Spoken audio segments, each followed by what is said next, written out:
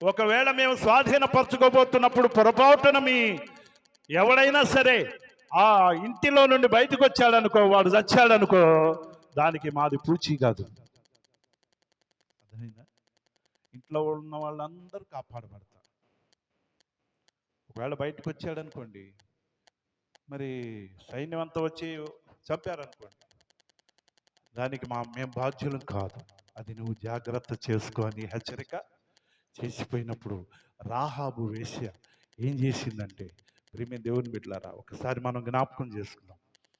తనను కాపాడిన వారిని బట్టి తన రక్త సంబంధికులందరినీ కూడా ఇంట్లోకి ఆహ్వానించి యెరికో పట్టణం నాశనం అయ్యే టైంలో తను తన రక్త సంబంధికులనందరినీ కాపాడుకుంది. దేవునికి స్తోత్రం కలుగును గాక. హల్లెలూయా, హల్లెలూయా.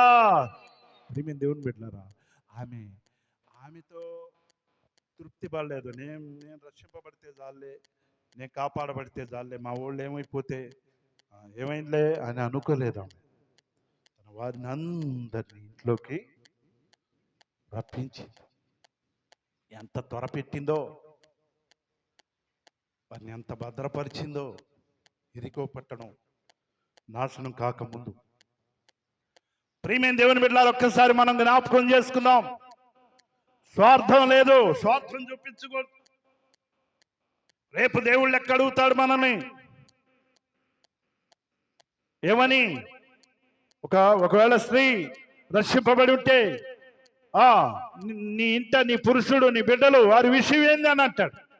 ఒకవేళ భర్త రక్షింపబడి ఉంటే నీ భార్య నీ బిడ్డలు వారి విషయం ఏందంటాడు. ఒకవేళ బిడ్డలు రక్షింపబడి ఉండి తల్లిదండ్రులు రక్షింపబడకపోతే వారి సంగతి ఏందని అడుగుతాడు రేపు దేవుడు. ప్రియమైన దేవుని బిడ్డలారా, గ్రహిస్తున్నావా? లేకపోతే నేను పొందిన రక్షణ, నేను పొందిన మేలు నాకు చాలే, నా ఇంటి వరకు చాలే, నేను రక్షింపబడితే చాలే, మిగిలిన వాళ్ళు ఏమైపోతే నాకేందిలే అన్న ఉద్దేశంతో ఉంటున్నావా? ఈ నలుగురు మనుషులు, ఈ నలుగురు యవనస్తులు, ఈ నలుగురు వ్యక్తులకు స్వార్థం లేదు. మా సహోదరుడు పక్షవాయు రోగంతో ఉన్నాడు, వాడు ఎట్టయినా బాగుపడాలి. దేవుని స్తోత్రం చెప్పండి. హల్లెలూయా, హల్లెలూయా. సరే, మంచిది. తర్వాత ఒకసారి మనం జ్ఞాపకం చేసుకుందాం. మూడో మాట ఏంటంటే చదవండి, క్రిందకి చదవండి. మూడో మాట,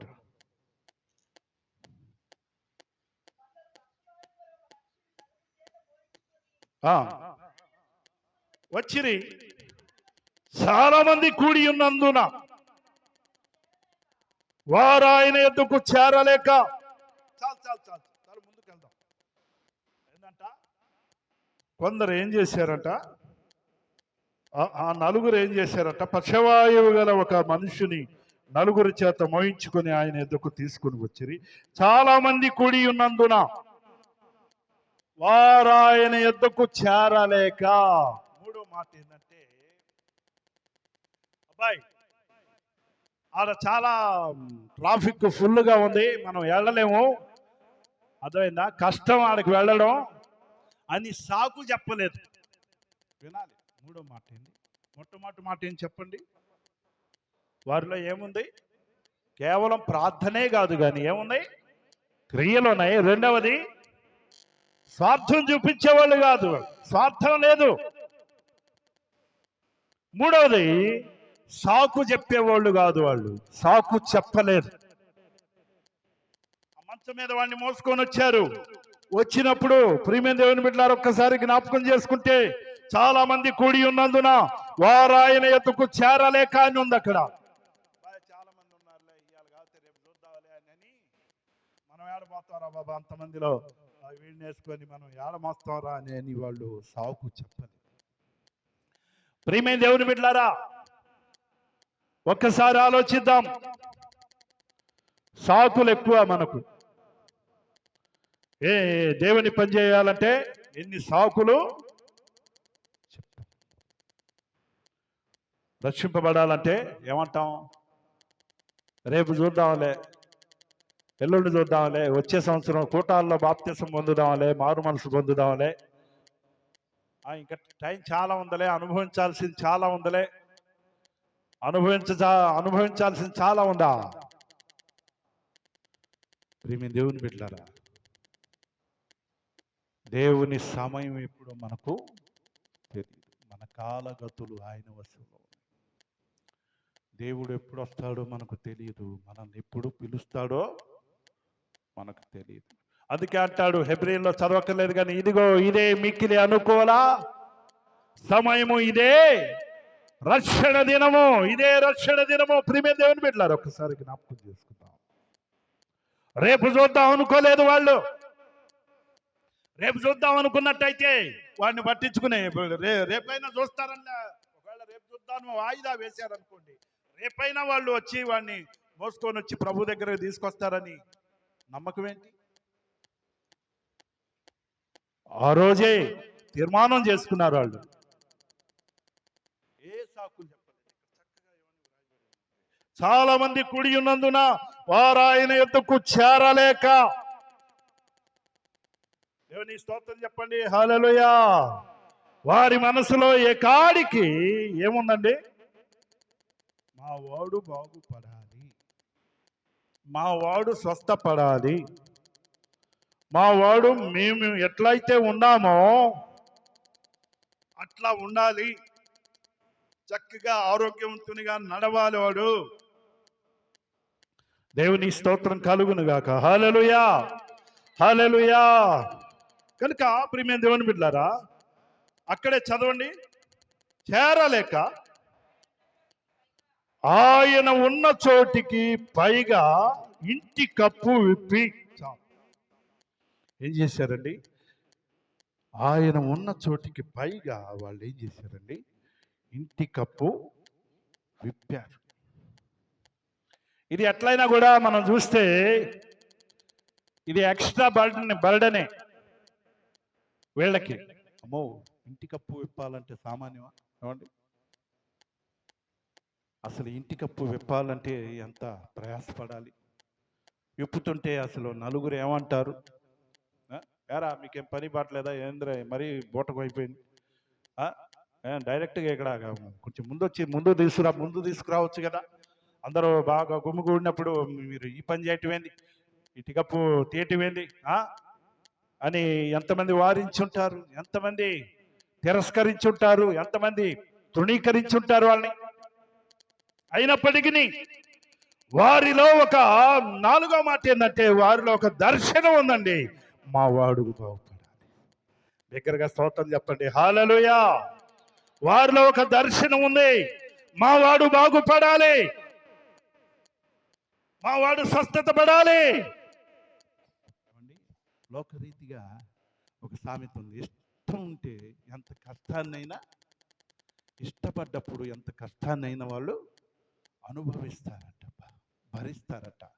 కనుక వారు నలుగురికి కూడా వాడంటే ఇష్టం. ఏ రీతిగానైనా ప్రభు దగ్గరికి తీసుకుపోవాలి, ఏ రీతిగానైనా వాడిని ప్రభు దగ్గరికి చేర్చాలని ఇష్టం ఉంది. కష్టం అని మోయటం కష్టం అని అనుకోవట్లేదు వాళ్ళు. అవసరమైతే పైకైనా లేపి ప్రభు దగ్గరికి డైరెక్ట్గా దింపాలని వాళ్ళ ప్లాన్, వాళ్ళ విజన్ చూడండి. నాలుగోది ఏంటంటే విజన్. వాడు బాగుపడాలన్న విజన్. చూద్దాం, పరిశుద్ధ గ్రంథంలో ఒక మాట చూద్దాం. చులకని శ్రమ చూడండి, 2 కొరింథీ అనుకుంటాను 4:17 చూడండి.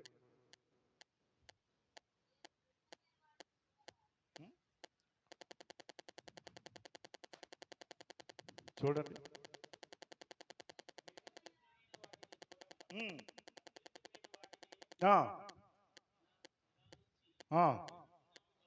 గనుక క్షణమాత్రముడు మా చులకని శ్రమ మా కొరకు అంతకంతకు ఎక్కువగా నిత్యమైన మహిమ భారమును కలుగజేయుచున్నది. ఏలాయనగా దృశ్యమైనవి అనిత్యములు, అదృశ్యమైనవి నిత్యములు. 2 చేతులు ఒకసారి వారు చేతులు ఎత్తి ప్రభు స్తోత్రం చెప్పండి, హల్లెలూయా. ఎంతమందికి అర్థమవుతుంది ప్రియమైన దేవుని బిడ్డలారా? ఈ నలుగురు మనుషులో ఉన్నటువంటి ఒకే ఒక ఉద్దేశం, ఒకే ఒక ఆశ, ఒకే ఒక ఆలోచన, ఒకే ఒక సంకల్పం, ఒకే ఒక ప్రయాస ఏంటంటే మావాడు బాగుపడాలి, మావాడు స్వస్థపడాలి. అదే వీళ్ళని ఏం చేసిందంటే కేవలం అబ్బాయి అరే పశువామి వచ్చిందా ప్రార్థన చేద్దాంలే తగ్గిట్లే అని అనలేదు. పూనుకున్నారు, క్రియలు ఉన్నాయి వాళ్ళ. యేసయ్య చేస్తున్న అద్భుత ఆశ్చర్య కార్యాలు ఈ నలుగురు ఎప్పటి నుంచో చూస్తూ ఉన్నారు. అంత మాత్రమే కాదు, రెండవ టాపిక్ ఏంటంటే స్వార్థం లేదు వాళ్ళలో. స్వార్థం మాకెందుకు, వాడు సావు వాడే చేస్తాడు, మేమెందుకు మోసపోవాలా, మేము ఆడ తీసుకెళ్తాం వీడిని మోసపోతుంటే లేనిపోయింది మళ్ళీ ఇంకోటి ఏదైనా ఏంటంటే మనల్ని అంటారు లోకం. స్వార్థం, వీడు మా సహోదరుడు, మేము ఎట్లా ఆరోగ్యంగా ఉన్నామో వాడు కూడా అట్లానే ఆరోగ్యంగా ఉండాలి అనే ఒక గొప్ప ఆశయం. మూడోది ఏంటంటే ప్రభువారి దగ్గరికి పోవడానికి కొంచెం ట్రాఫిక్ ఎట్లా ఉందంటే అక్కడ బాగా ఇదిగా ఉంది, కిక్కిరిసి ఉంది. అయినప్పటికీ బాయ్ రేపు చూద్దాంలేరా, రేపు వెళ్దాంలే, ఇవాళ అంతా ఆడ బాగా ఇదిగా ఉంది అని చెప్పి సాకులు చెప్పలేదు, లేపారంతే మంచాన్ని. ప్రియమైన దేవుని బిడ్డలారా ఒక్కసారి జ్ఞాపకం చేసుకుందాం. నాలుగోది ఏంటంటే వెళ్ళేసరికి అక్కడికి పోయేసరికి లేకపోతే వాళ్ళకి ఒక విజన్ ఉందండి, ఎట్లయినా వీళ్ళు ప్రభు దగ్గరికి తిప్పాలని చెప్పి ఏం చేశారు వాళ్ళు, పైకి ఏం చేశారు, దేవుని స్తోత్రం చెప్పండి ఒకసారి, హల్లెలూయా హల్లెలూయా హల్లెలూయా. పైకి ఎక్కారు, స్టడీగా ప్రభు దగ్గరికి నాలుగు తాళ్ళు వేసి మంచాన్ని, పక్షవాయు రోగాన్ని కలిగిన వ్యక్తిని ప్రభు దగ్గరికి దింపారు. ఐదవ మాట ఏంటంటే ప్రియమైన దేవుని బిడ్డలారా 2వ అధ్యాయంలోనే 2వ వచనం చదవండి. ఆయన ఇంట ఉన్నాడని అనేకులు కూడి వచ్చిరి గనుక అమ్మా వాకిటనైనను స్థలము లేకపోయినా చాలు. దేవుని బిడ్డలారా ఇక్కడ 5వ మాట ఏంటంటే ప్రభువాన్ని స్వస్థపరచడానికి ఉన్నటువంటి ఒకే ఒక అవకాశాన్ని వాళ్ళు నలుగురు మనుషులు ఏం చేశారంటే సద్వినియోగం చేసుకున్నారు. దేవుని స్తోత్రం చెప్పండి, హల్లెలూయా హల్లెలూయా. మనం దేవుడిచ్చే ఎన్ని అవకాశాలు మనం సద్వినియోగం చేస్తున్నామండి. ఎన్ని తరుణాలు ఇచ్చాడు మనకు మారడానికి, ఎన్ని తరుణాలు ఇచ్చిన వాటిని మనం ఏం చేస్తాం, దుర్వినియోగం చేస్తూ ఉంటాం. ప్రియమైన దేవుని బిడ్డలారా రేపు దేవుడు మనల్ని లెక్క అడగబోతున్నాడు. దేని గురించి అంటే మొట్టమొదట మన గురించి లెక్క అడగబోతున్నాడు, రెండవది మన మాట గురించి లెక్క అడగబోతున్నాడు, మన నోటి మాటను గురించి, మన ప్రవర్తన గురించి, మన సమస్తం గురించి ఆయన రేపు దేవుడు లెక్క అడగబోతున్నాడు. అడిగినప్పుడు మనం ఏం చెప్తాం, దేవుడిచ్చిన తరుణాలను నువ్వు సద్వినియోగం చేసుకుంటున్నావా? అందుకే సువార్తల్లో అనేక చోట్ల వ్రాయబడి ఉంది, అయ్యో కొరాజీనా, అయ్యో బెత్సయిదా, అయ్యో అని ఎందుకన్నాడు అంటే మీ మధ్య చేయబడినటువంటి ఆ అద్భుతమైన కార్యాలు సొదొమ గొమొర పట్టణంలో గనక చేస్తే వాళ్ళు నాశనం అవ్వకుండా బాగుపడేవాళ్ళు అని అన్నాడు. దేవుని స్తోత్రం చెప్పండి, హల్లెలూయా. మీ మధ్య ఎన్నో గొప్ప కార్యాలు చేశాను, మీరు నన్ను లెక్క చేయి. అయ్యో కొరాజీనా, బెత్సయిదా, అయ్యో అని దేవుడు ఎందుకు విలపిస్తూ ఉన్నాడు అంటే దేవుని కార్యాలను వాళ్ళు గుర్తెరగనటువంటి వారుగా ఉన్నారు. ఎంత చెప్పినా విననటువంటి వారుగా ఉన్నారు. వాళ్ళు దేవుడిచ్చిన అవకాశాన్ని సద్వినియోగం చేసుకున్న వాళ్ళు కాదు ఈ నలుగురు మనుషులు.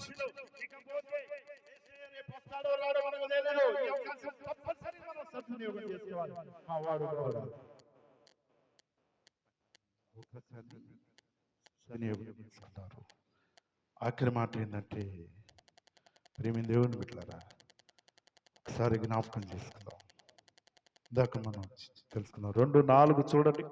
2:4 చాలా మంది కూడి ఉన్నందున చేరలేక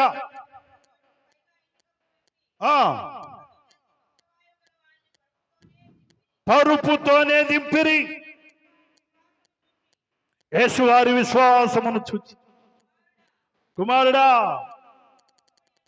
పాపములు క్షమింపబడి ఉన్నవని పశ్చవాయువు గలవానితో, దేవుని స్తోత్రం చెప్పండి. వారి చేతుల పైకెత్తి హల్లెలూయా, హల్లెలూయా.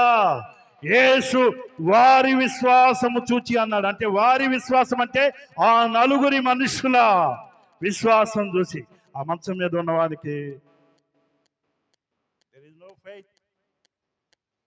వాడికి విశ్వాసం లేదు. ఇంకేం, నా బతుకేమన్నా అయిపోయింది, మంచాన్ని పడ్డాను నేను, అయిపోయింది, నా పరిస్థితి అయిపోయింది, నన్ను పట్టించుకునేవాళ్ళు ఎవరు, నా భార్య పిల్లలు పట్టించుకోవట్లేదు, నా బంధువులు ఎవరు పట్టించుకోవట్లేదు.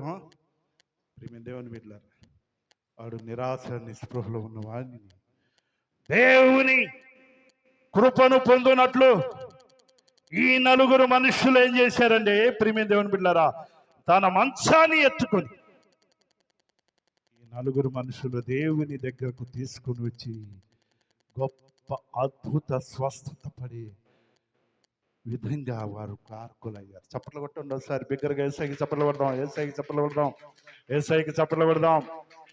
6వ మాట ఏంటంటే, మొత్తం బ్లాక్ అయిపోయింది. అక్కడ అంతా బ్లాక్ అయిపోయినా కూడా వాళ్ళు నిరాశ పడలేదండి. వాళ్ళ ఆలోచన క్రియేటివ్ చేశారు. వాళ్ళ ఆలోచన మారింది. ఇంకొక ఆలోచన చేశారు. ఏ రీతిగానైనా ప్రభు దగ్గరికి మా వాడిని దింపాలి. ఇంటి పైకప్పు తీసి స్టడీగా ప్రభు దగ్గరకు వాడిని దింపారు. కనుక ప్రియమైన దేవుని బిడ్డలారా, ఈ మధ్యాహ్న కాల వేళ ఒకసారి మనం జ్ఞాపకం చేసుకుందాం. కేవలం మన ప్రార్థనతోనే మనం ఊరకట్ల మనల్ని వెంబడించే వారిని, మన తోటి వారిని, మన సంఘస్థులైనా బాధపడుతున్న వారిని మనం కేవలం ప్రార్థనలతోనే ఊరకట్ల పైపోత పోతున్నాం. ప్రార్థన చేద్దామని, చాలమ్మా దేవుడు బాగు చేస్తాడే, ప్రార్థన చేద్దామని అట్లా చేస్తున్నామా? లేకపోతే మన క్రియలు ఏమన్నా ఉన్నాయా వారి పట్ల?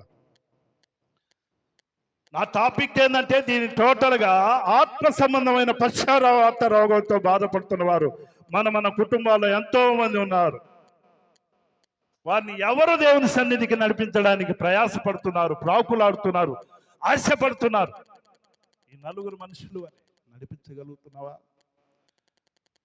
నీ స్వార్థం చూసుకుంటున్నావా? సాకులు చెప్తున్నావా? వాళ్ళు మారలేండి, వాళ్ళు ఎంత ప్రార్థన చేసినా అంత చెప్పిన వాళ్ళు మారరండి. నువ్వెవరు అసలు ఆ మాట అంటానికి? మనం ఎవరు అండి ఆ మాట అంటానికి? ఒకప్పుడు మనల్ని కూడా కొంతమంది అలా అన్నవాళ్ళే, వాడు మారడండి, ఆమె మారదండి.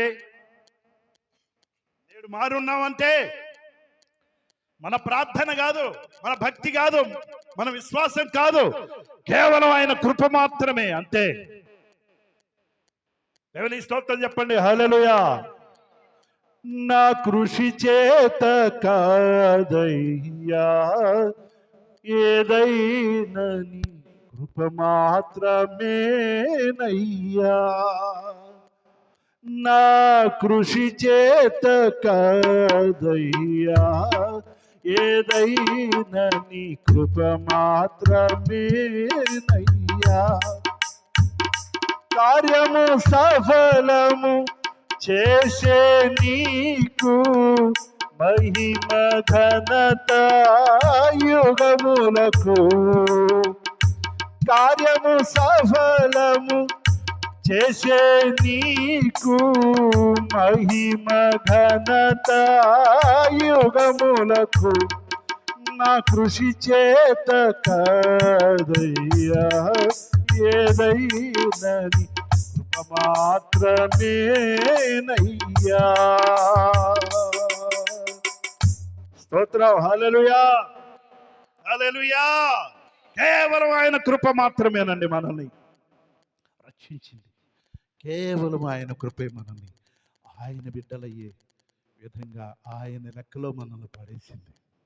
అంతేగాని నేనేదో పేద పోటుగాడినో లేకపోతే పేద ప్రార్థన పనునో పేద విశ్వాసనో కాదండి.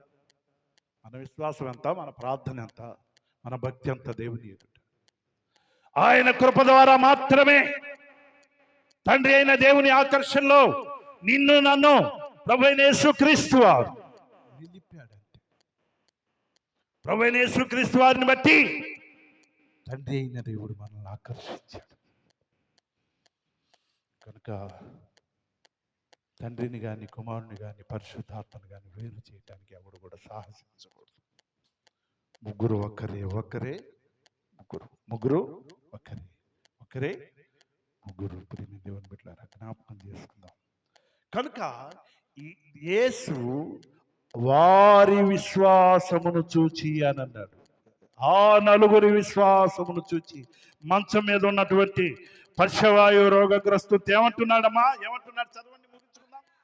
కుమారుడా, నీ పాపములు క్షమింపబడి ఉన్నవి. ఎందుకో ఏమనాలా మామూలుగా అయితే? కుమారుడా లేచి నీ పరుపెత్తుకొని నడు అనాలా. ముందేమన్నాడు? నీ పాపములు క్షమింపబడి ఉన్నవి. నీ పాపములు క్షమింపబడి ఉన్నవని పక్షవాయువు గలవారితో చెప్పాను. అమ్మా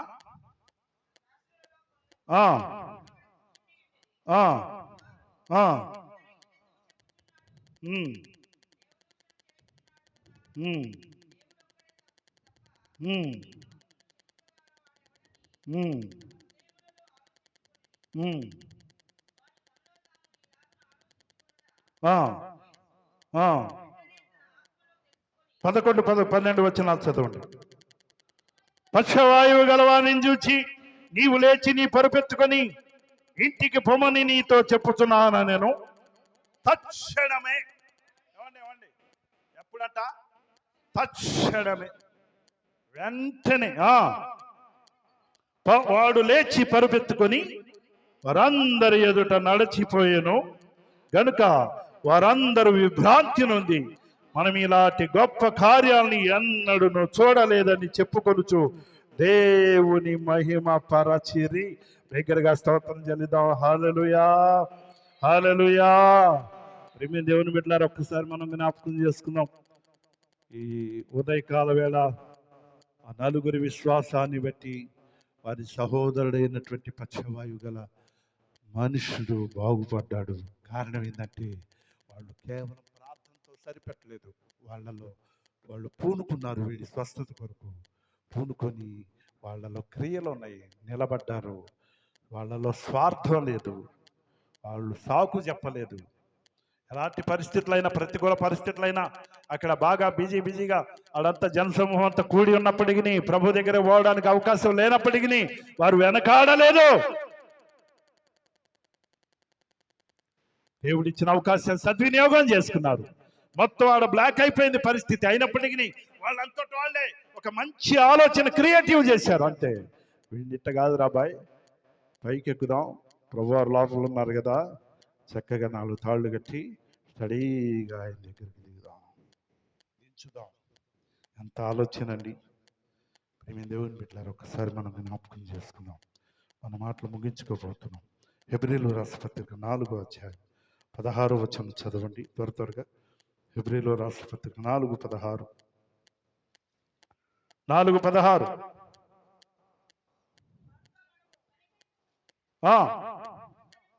కనికరింపబడి సమయోచితమైన సహాయము కొరకు కృప పొందునట్లు ధైర్యముతో కృపాసనమునద్దకు చేరుదాము. దేవుడిచ్చినటువంటి ఒక మంచి భాగ్యం ఏంటంటే సమయోచిత సహాయం కొరకు కృప పొందునట్లు మనం అంత ధైర్యముతో దేవుని కృపాసనమునద్దకు చేరే భాగ్యం మనకు దేవుడిచ్చాడండి. ప్రియమైన దేవుని బిడ్డలారా ఒక్కసారి జ్ఞాపకం చేసుకుందాం. మన మాటలు ముగించుకుందాం. మోషేని దేవుడు కేవలం ఒక కర్రతో ఎన్ని అద్భుతాలు చేశాడు. మోషేని దేవుడు ఎలా వాడుకున్నాడు? తన చేతి కర్రతో ఏం చేశాడు? ఎర్ర సముద్రం పాయలు చేశాడు. ఎన్నో గొప్ప కార్యాలు చేశాడు ఫరో ఎదుట. అంత మాత్రమే కాదు, యెహోషువని చక్కగా ఒక మాటలో వాడుకున్నాడు. ఏమన్నాడు? యెహోషువని ఎలా వాడుకున్నాడు దేవుడు? సూర్యుడా గిబియోనులో నిలువు, చంద్రుడా ఇయ్యాలోన్ లోయలో నువ్వు అంతే ఉండు, శత్రువులను పగ తీర్చుకునేంత వరకు. నోటి మాట, ఒక్క మాటతో ప్రేమి దేవుని బిడ్డలారా, ఎలీషాని ఎట్లా వాడుకున్నాడు దేవుడు? దుప్పటి. ఎలీషా యోర్దాను నది దగ్గరికి వచ్చేసరికి ఎట్లా ఉందండి? మోషేనేమో కర్రతో ఎర్ర సముద్రాన్ని పాయం చేస్తే, యెహోషువనేమో యోర్దాను నదిని కేవలం యాజకుల కాళ్ళు యోర్దాను నది నీళ్లు తాకిన వెంటనే ఏమైపోయింది? యోర్దాను 2 పాయలు. ఆ భాగ్యం పొందాడు ఎలీషా. ఏలియా గురువైన ఏలియాను చూచి నేర్చుకున్నాడు. ఏలియా చేతుల మీద నీళ్లు పోసినవాడు ఎలీషా. పంగనామాలు పెట్టినోడు కాదు గురువుకి. అర్థమైందా? నేటి కాలంలో అలాంటి పరిస్థితులే ఉన్నాయి లోకాన్ని. ఎలీషాను చూచి నేర్చుకున్నాడు. తర్వాత ఏలియా దుప్పటి క్రింద పడగానే యోర్దాను నది దగ్గరకు వచ్చి ఎలీషా ఏం చేశాడు? దుప్పటితో నదిని కొట్టగా 2 పాయలై. దేవుని స్తోత్రం కలుగును గాక. హల్లెలూయా. దావీదు గొలియాతును ఒకే ఒక ఒడిసెల రాయితో ఏం చేశాడు? పఠాను కొట్టాడు. అంతే కొట్టి నా పని భలే వర్కౌట్ అయిందని సంబరపడిపోలేదు. నేను కొట్టిన రాయి వాడి రైలు సచ్చాడు, పడ్డాడు అని అంతటితో ఆగలేదండి దావీదు. అంతటితో ఆగినట్టయితే కాసేపు వాడు ఏం చేసేవాడు? వాడు లేచి ఏం చేసేవాడు? దావీదు చంపేవాడు. ఎప్పుడైతే వాడు కింద పడ్డాడో వెంటనే వెళ్ళి వాని మీదకెక్కి వాని ఖడ్గాన్ని దూసి వాడి తలను తెగ నరికాడు.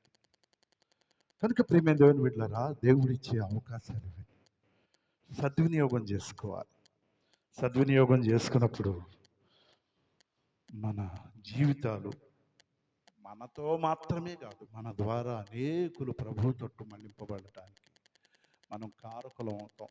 దేవుని స్తోత్రం చెప్పండి. హల్లెలూయా. అనేకులకు మేలుకరంగా దీవెనకరంగా దేవుడు మనల్ని వాడుకుంటాడు. కనుక ఈ ఉదయకాల వేళ మన మాటలు ముగించుకుందాం. ఆ 4 విశ్వాసాన్ని బట్టి ఒక పక్షవాయువు కలిగినటువంటి రోగగ్రస్తుడు బాగుపడ్డాడు. మన టాపిక్ ఏంటంటే, మన కుటుంబాల్లో మన సమాజాల్లో ఎంతమంది ఆత్మ సంబంధమైన పక్షవాయు రోగంతో బాధపడుతున్నారో వాళ్ళనందరినీ దేవుని సన్నిధికి, దేవుని సహవాసానికి, దేవునితో సహవాసం చేయడానికి మనం అందరం కూడా సాకులు చెప్పకూడదు.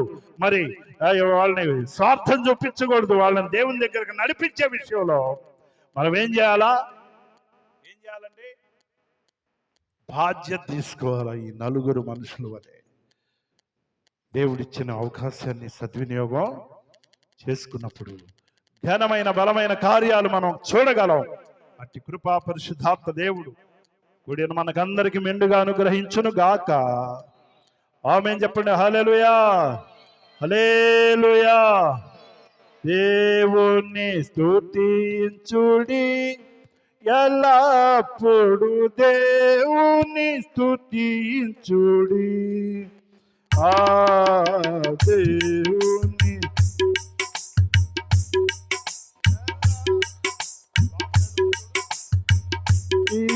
స్తుతించుడి, ఆయన పరిశుద్ధాలయ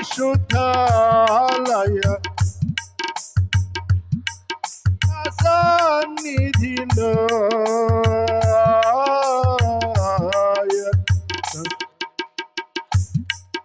ఎల్లప్పుడు దేవుని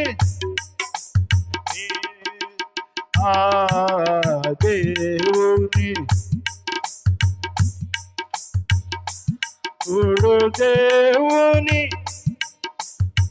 స్తోత్రం చెప్పండి. హల్లెలూయా. మంచి దినాల్లో ఉన్నాం మనం. ప్రభు రాకడ దినాల్లో ఉన్నాం. ఆయన ఎప్పుడు వస్తాడో మనకు తెలియదు. పోతామో మనకు తెలియదు. కానీ కనీసం మనమంత ధర్మంగా ఆ నలుగురు మనుషుల వలె మన కుటుంబాల్లో, సమాజంలో, సంఘంలో ఆత్మ సంబంధమైన పక్షవాతంతో ఉన్నటువంటి వారిని ప్రభు దగ్గరికి మోసుకొని వచ్చి వారి ఆత్మీయ స్వస్థత కొరకు, భౌతికపరమైన శారీరక స్వస్థత కొరకు మనం ప్రాకులాడితే, ప్రయాసపడితే దేవుడు ఏం చేస్తాడంటే ఆ నలుగురు విశ్వాసాన్ని బట్టి వారిని ఎట్లా బాగు చేశాడు, మనల్ని బట్టి అనేకులను బాగు చేస్తాడు. అట్టి కృప పరిశుద్ధాత్మ దేవుడు మనకందరికి మెండుగా, అలాంటి భారం మనకు అందరికి మెండుగా అనుగ్రహించును కాక. ఆమేన్. దేవుని మాటలు మనందరి హృదయాల్లో తన పరిశుద్ధాత్మ నీరుగట్టి ఫలింపు చేయని గాక. హల్లెలూయా. సోదరులు సైమన్ గారు, దానయ్య గారు ప్రార్థన చేస్తారు. ఏకీవేద్దాం త్వరగా.